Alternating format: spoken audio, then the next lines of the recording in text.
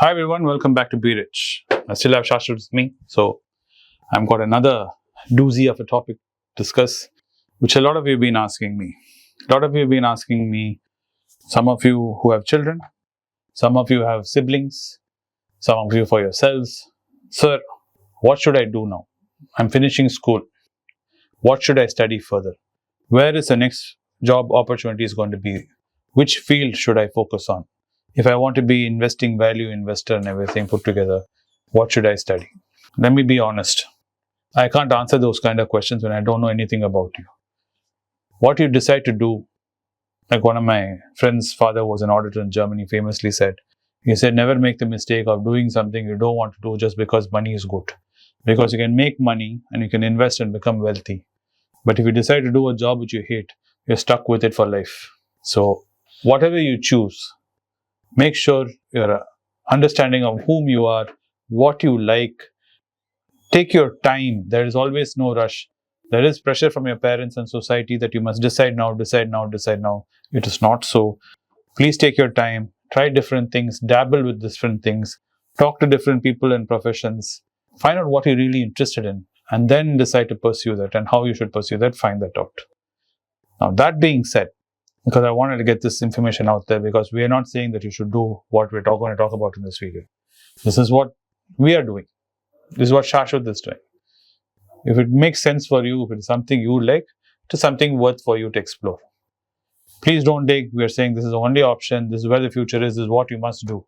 Because a lot of you look into these videos and you're looking for immediate solutions. And sadly in life, there are no immediate solutions.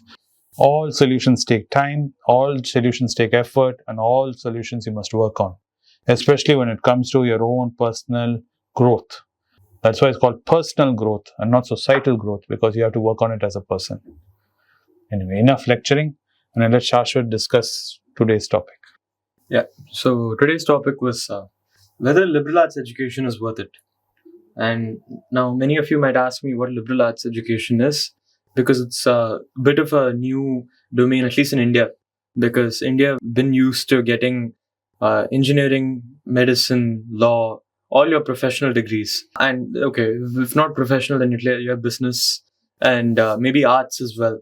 But what is this idea of liberal arts? What is this new phenomenon or trend which has come into India?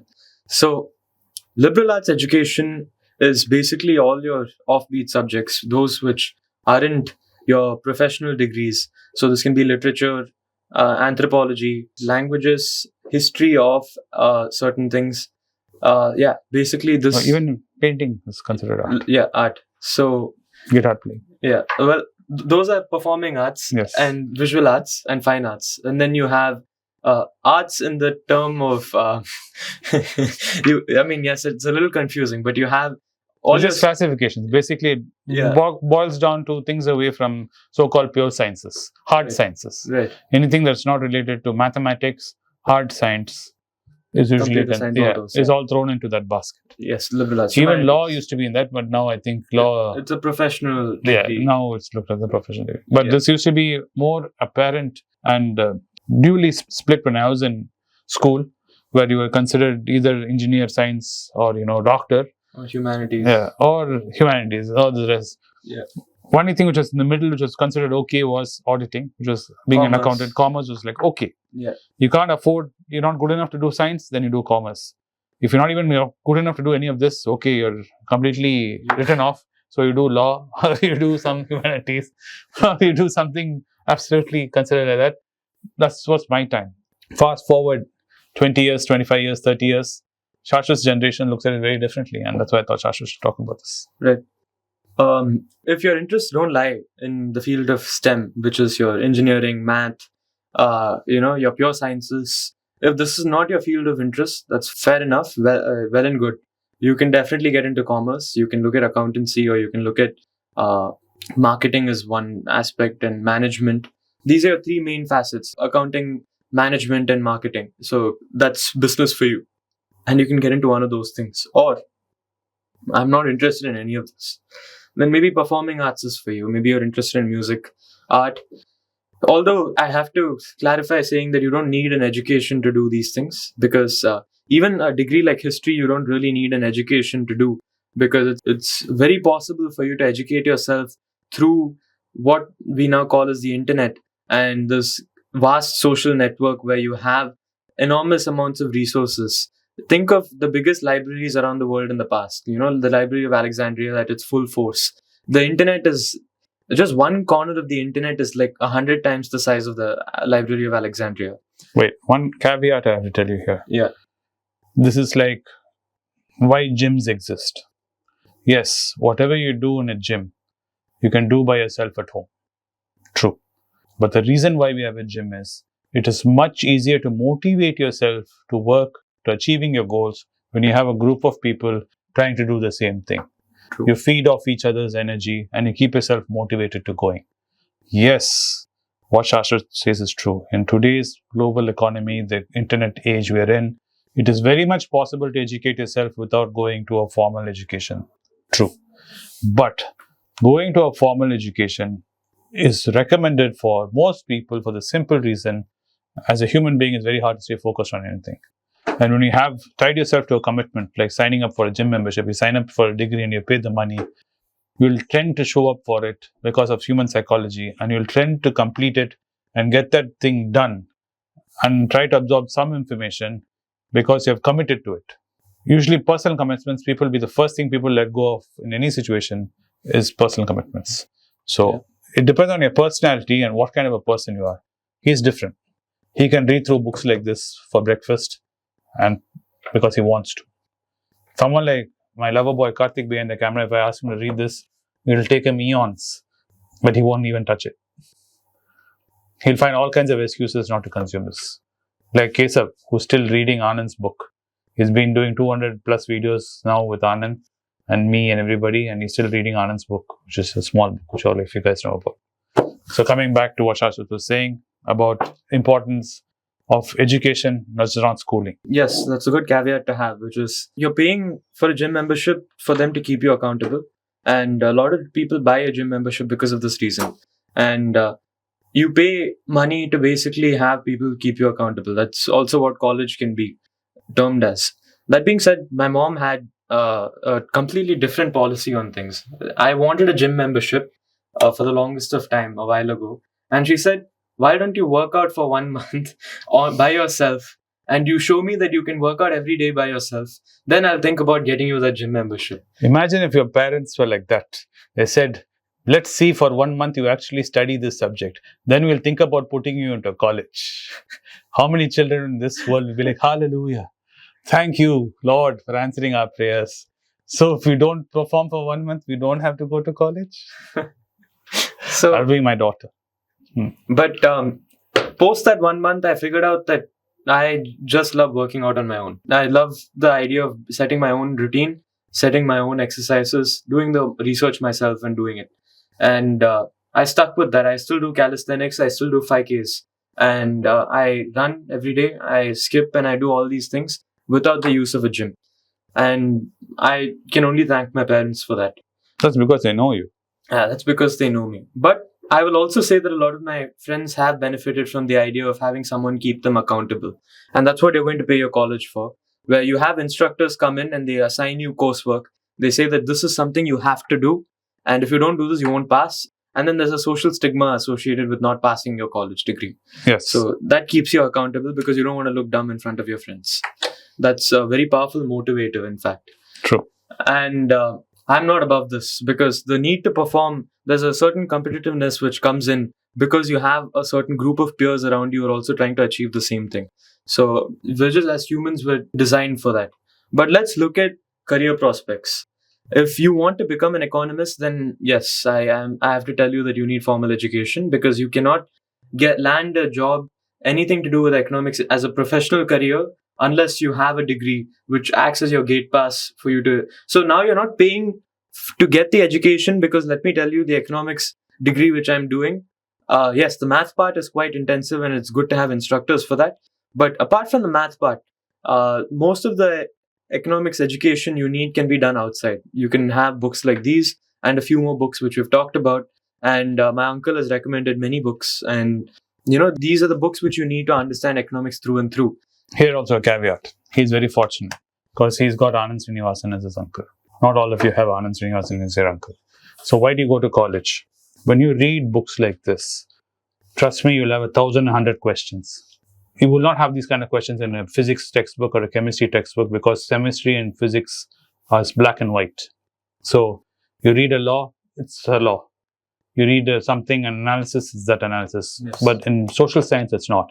Here, it's wisdom. The reason why you need to go to a college to study economics is it's the transfer of wisdom. Your professors and your teachers are far more important in selection of a college, especially economics, than the institution. Let me say this again. You should choose your college and institutions for economics based on the faculty and not the institution.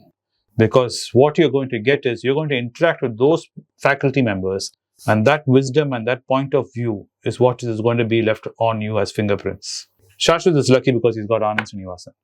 So he has someone who can bounce these ideas with, and because of Anand Srinivasan, he gets a wide network of people he can interact with and be informed with, which not everybody is blessed with. So this way, an economics degree is different compared to doing a science degree. You can learn science by doing many things online, like learning from Brilliant online, watching programs online. You can learn basic science. But basic economics is very difficult because it being a social science, you need to have a debate. And most of Sashwath's learnings happens with the constant debates he has with Anand Srinivasan. He'll pick a topic, they'll both talk about their opposing views, and they'll come to an understanding of each other's views. That debating is what makes economics an economist, someone really good. If you don't do that debating, you really are not an economist. Yeah, and apart from that, the quantitative methods, definitely, I have to tell you, economics is a discipline, there's no doubt about it. You have to have formal education for, because there's no way you can do any research. No academic institution is going to take you in unless you have a degree to show. And you can't just get out with an undergraduate degree in economics. Most likely, if you want to do research and all of those things, you need a master's degree, which I'm aiming to do. And you'll need a PhD if you want to become, permanent faculty somewhere or something like that. So that being said, these are your options for economics. You don't have many options, basically. You have to have a formal education. But let's talk about all your other aspects of liberal arts, history, anthropology, gender studies, all those subjects, languages. That I don't know. I feel like there's not much your degree is going to give you apart from, yes, like what you talked about, which is you have an interaction with faculty, which is quite important in the field of sociology. However, if you're confident in your ability to be able to read outside of someone looking over your head or looming over you, then I'd say that it's a question of whether you'd want that degree or not. All right, well, let me clarify what a degree is first. The degree basically tells you where you're starting off with that person. So it's like knowing, you see a light switch, all of you know it turns on and off like this. This is how it's used. So when someone says they have this degree, you can take certain assumptions that they know this information, X, Y, Z information. If all of us don't keep a degree or talk about what degree we have, then we all start with base zero with each other. Sashwath doesn't know basically what I know. He doesn't know, I don't know what he knows. So we start like with that assumption, we know nothing. So to prevent that, when you go for a job, you say, I have this degree. They're like, okay, at least you know this much. They assume that you've done this so much. That if you come from this institution, you have had this kind of a training. But talking about that, I think you should talk a little bit about what we spoke now over breakfast when we're talking about how it is important, practical knowledge compared to this theoretical knowledge. The degree is important in the sense that it gives people an idea of immediately where you stand. That being said, a lot of professional careers require work experience. And for you to land a successful job, you'll probably need some level, few months or few years of work experience before you can land that role. And the problem with modern education, as we can glean from Adam Smith in Wealth of Nations, you lost the idea of the apprenticeship. You don't have practical knowledge anymore. And this is true in economics as well. I see a lot of my friends who are trying to get placed. And they're trying to apply for risk analyst and roles such as these in companies like EY and very similar companies, consulting companies which require risk analysts and those who are basically within the field realm of economics. Problem is, my classmates were not trained for this. They were trained to tell you who Keynes was. They were trained to tell you who Hayek was. And they can tell you what the multiplier effect is in economics. But they can't really do risk analysis because they were not trained for it. Yes, I'm not saying that they're not capable of doing this. And definitely economics is in line with this idea. However, you need practical experience because what the workforce demands and what colleges teach you under your degree are two different things. Yes, your college gives you that card which lets you get into certain places. However, it's not the be all end all in terms of your profession. So, that being said, if you have the liberty to work for free after your college because you weren't able to land a paid job, that is something that's some sort of leeway you need. And if you possess that leeway, then maybe college is okay for you. But if you don't have that sort of leeway, then there's a question of whether to do a degree or a degree mixed with some on the job work or field work, because most degrees don't give you that sort of job experience which you may need to land a professional career. The same thing Shashwath and me were discussing. We were talking about philosophically where education will go the next 10 years. We feel more and more institutions and companies will tie up where on-the-job training will become part of your degree. Meaning, when you join first year in any degree which you decide to do, part of your curriculum will be you'll be working, doing some kind of work. Because without understanding how the theory which you're doing bridges with the work you're going to do, it gets difficult because when you leave your institution, when you need to apply for a job nowadays, companies don't have the bandwidth to train you anymore. TCS or any of them cognizant would rather pick up a person who has a little more experience so they don't have to train the guy into doing whatever they need them to do than hiring someone who's absolutely fresh. Because when you hire absolutely someone fresh, you have to invest another 6 months into training them and getting them onboarded. That's 6 months of them not working. Correct. They don't add it to the bottom line. But let's say now TCS and Cognizant, they've tied up with engineering institutions, and from first year, the students are being exposed to the various platforms and being engaged in various platforms. They learn hands-on how Cognizant systems work or TCS systems works, the kind of work they're going to be doing. They start doing that from day one as they're learning about different various softwares. I think that will be the future we at, because then when you leave the institution, you'll be trained in these various systems and you actually have hands-on experience and work experience on them. So you'll be more fruitful for them to hire you. Yeah, and the idea is you, instead of paying your college, which is now not able to train you for the job, you pay the corporation itself to train you. Correct. And that's a model which we're seeing on the up and coming, where corporations, first off, they're not willing to train you on their own dollar. Unless you're exceptional, then they might do that. But for the average Joe, they'd be willing to train you if you gave them some incentive. Let's say, suppose that you were willing to pay them a little bit of money to subsidize your training, and then you promised them you weren't going to leave them for another how many ever years that is, then they have an incentive to take you up. Otherwise, the economic costs simply don't make sense for these corporations. No. And it also makes sense for institutions because there is another reason students will be attracted to an institution. Let's say you have a college, AYZ college, and it's tied up with TCS and Cognizant, where you get on boarded and you get learning from first year itself. You're learning and you're interacting. Students would like to work or study in that college and would be rather to pay a premium to work, study in that college for the simple reason they know they'll be exposed to TCS, they'll be exposed to Wipro, they'll learn about those systems. So by the time they finish their fourth year and they're coming out with their degree, even if they decide not to join that institution, they'll know practically how the industry works, and they would have had 4 years worth of experience compared to having 0 years experience currently when they graduate. Definitely. And as for you guys, what does this mean? This basically means that think a lot more about your career path and your education path. It's not a straightforward method of get a degree and then get a job anymore, especially in the field of liberal arts. If you're looking at a field in the liberal arts, then please do your research. Don't go into the college for the sake of institution name. Look at the faculty, as my uncle had mentioned. And many institutions have a section called career paths, where they actually tell you what their graduation statistics are, like where their graduates go and get placed. Do take a look at that, and you'll get a good idea of what kind of jobs they land, what the median income is, and you'll know how much you're paying for your degree, how much you'll be earning likely, what the placement rates are, and then you can make a calculation, an estimate of whether you'll be able to pay back your loan or not. And it also depends on whether you can pay for your education upfront or you're taking a loan for it. So these are factors you have to consider. Don't think of it as a default method. Education is definitely a must, but smart education is definitely more important than Yes. just any education. Yes.